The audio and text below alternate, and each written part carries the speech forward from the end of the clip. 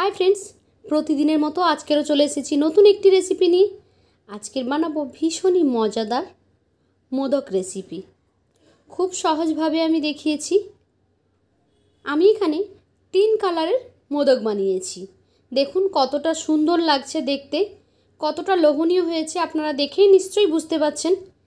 তাহলে চলুন কথা না বাড়িয়ে চলে যাই রেসিপিতে। এর জন্য প্রথমে আমি একটি কড়াইতে নিয়ে নিচ্ছি 1.5 কাপ পরিমাণ চিনি। চিনিটা আপনারা কম বেশি করে নিতে পারেন। দিয়ে দিচ্ছি অল্প পরিমাণে জল। মূলত এই চিনিটাকে আমাদের ক্যারামেল তৈরি করে নিতে হবে। 6-7 মিনিট এটাকে ফুটিয়ে নিতে হবে। আস্তে আস্তে করে এটা ক্যারামেল হতে শুরু করবে। দেখুন চিনিটা কিন্তু গলে গেছে আর একদম কালারটাও চেঞ্জ হয়ে এসেছে। খুব সুন্দর একটা কালার করে ক্যারামেল তৈরি করে নিচ্ছি। আপনারা চাইলে চিনি ও নারকেল একসঙ্গে দিয়ে কিন্তু পুরটা বানিয়ে নিতে পারেন, তবে এই ক্যারামেল করে দিলে পুরটা খেতে অনেক বেশি ভালো লাগে। দিয়ে দিলাম নারকেল কোড়া। আমি এখানে মাঝারি সাইজের 3টে নারকেল কোড়া দিয়ে দিয়েছি। এই যে দেখুন কি সুন্দর লাগছে দেখতে এই পুরটা। সাধারণভাবে চিনি দিয়ে করলে কিন্তু এত সুন্দর কালারটা আসে না আর টেস্টটাও অন্যরকম হয়। এই যে চিনির রসটা শুকিয়ে গেলে গ্যাসটা বন্ধ করে দেব। এখন আমি একটি কড়াইতে নিয়ে নিয়েছি কিছুটা পরিমাণ জল, দিয়ে দিলাম তাতে স্বাদ অনুযায়ী লবণ। আমি আজকের এই মোদকটি বানাবো সুজি দিয়ে। চালের গুঁড়ো দিয়ে বানালেও কিন্তু অনেক খেতে ভালো লাগে, আর অনেকে আবার বেসন দিয়েও তৈরি করে থাকেন, তবে আমি আজকের এটা সুজি দিয়ে বানিয়ে দেখাচ্ছি। জলটা ফুটলে তার মধ্যে সুজিটা দিয়ে দিলাম। সুজিটা দিয়ে এভাবে কন্টিনিউ নাড়াচাড়া করে যেতে হবে। পরিমাণ বুঝে আপনারা সুজিটা দিয়ে নেবেন, তবে সুজি আর জল যেন সমান কখনোই না হয়।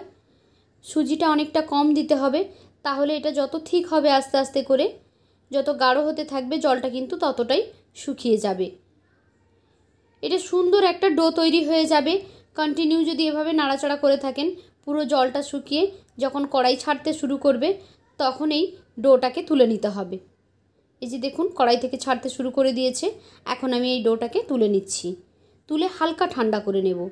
হালকা ঠান্ডা করে নিয়ে আমি একটু ময়দা ছিটিয়ে দিয়েছি। ময়দা দিয়ে এই ডোটাকে আমি এখানে একটু হাত দিয়ে ময়ান দিয়ে নেব। জাস্ট বাইন্ডিংয়ের জন্য হালকা একটু আমি এখানে ময়দা ডাস্ট করে দিয়েছি।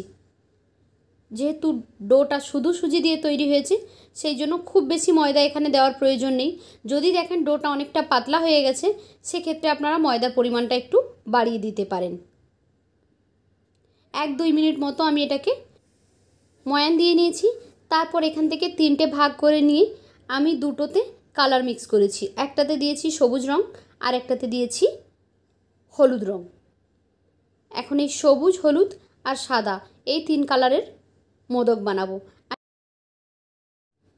আমি একটি মোদকের মোল্ড নিয়ে নিয়েছি আর তার ভিতরে আমি একটু ঘি লাগিয়ে দিয়েছি যাতে করে এটা ডিমোল্ড খুব ইজিলি হয়ে যায়। সেই জন্য কোনো রকম কোনো কষ্ট হবে না তাহলে এটা ডিমোল্ড হতে। এখন হাত দিয়ে এভাবে চেপে দিচ্ছি ভেতরটা। দেখুন জাস্ট একটু ফাঁকা করে দিলাম ভেতরের সাইডটা। এর মধ্যে আমি পুরটা দিয়ে দেব। এই মোদকের মোল্ডগুলি অনলাইনে প্রচুর পাওয়া যায়। আপনারা চাইলে যে কোনো দোকানেও খোঁজ করে দেখতে পারেন। প্লাস্টিকেরও হয়, আবার সিলিকনেরও হয়, আবার এরকম মেটালেরও তৈরি হয়। আর পেছনটাতে অল্প একটু পুর দিয়ে এভাবে আমি সিল করে দিলাম।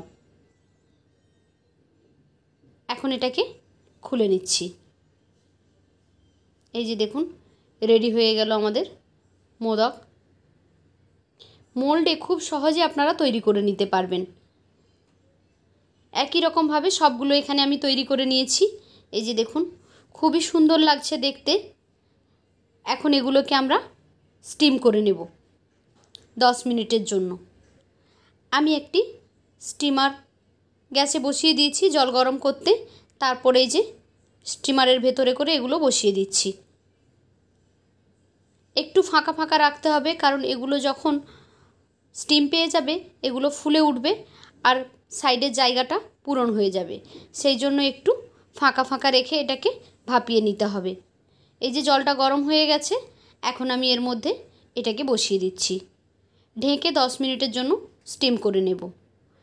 আর এই যে ঢাকনার উপরে ছিদ্রটা রয়েছে এটাকে আমি একটা কাগজ দিয়ে এভাবে সিল করে দিচ্ছি যাতে স্টিমটা বাইরে না আসে।